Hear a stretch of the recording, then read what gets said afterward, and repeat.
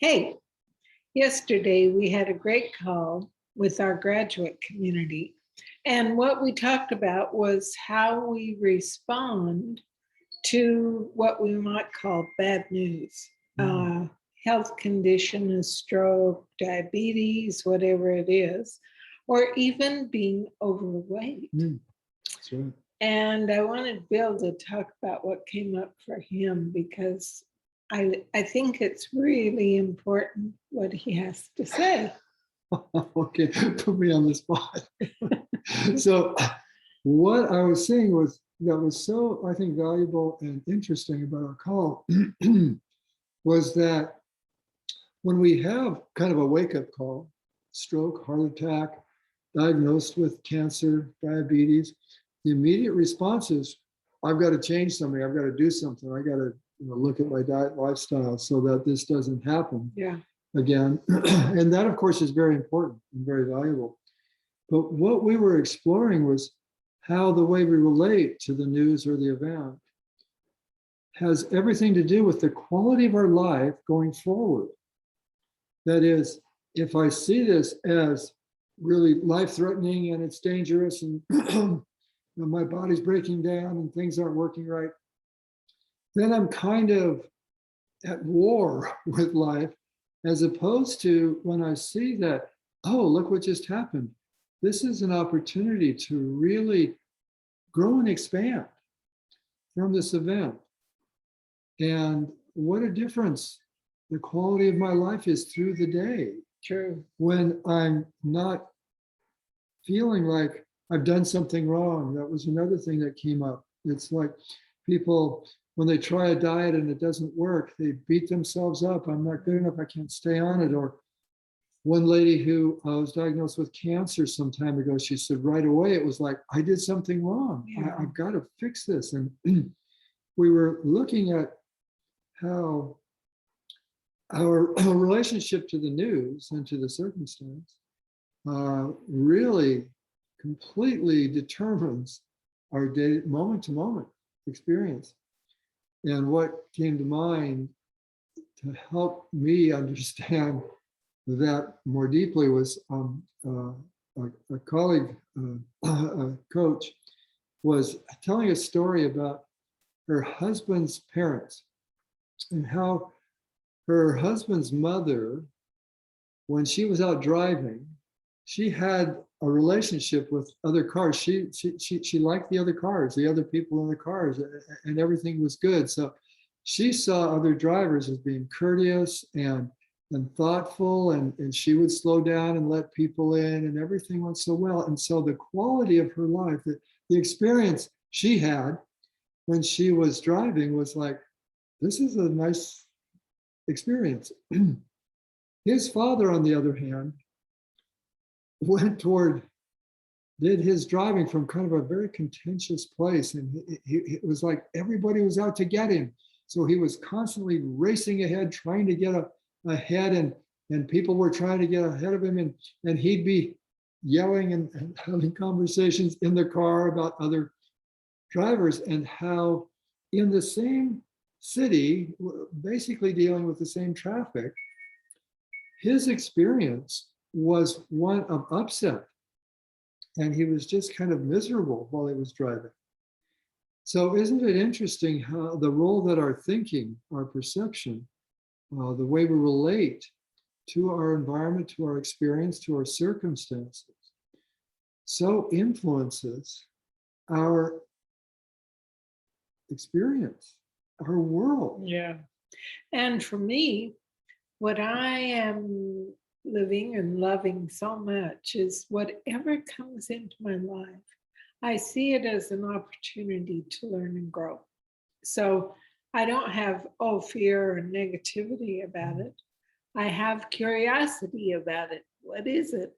How can I learn and grow? Where is it leading me? What evolutionary experience is possible in this?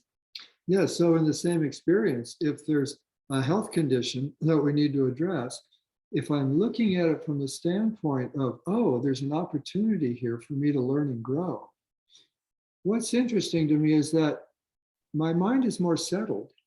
And somehow I'm able to hear or perceive the little hints of what might be helpful to me, Yeah. as opposed to when I'm really frightened by what's going on and feeling like this is life threatening. I have got to figure this out or else.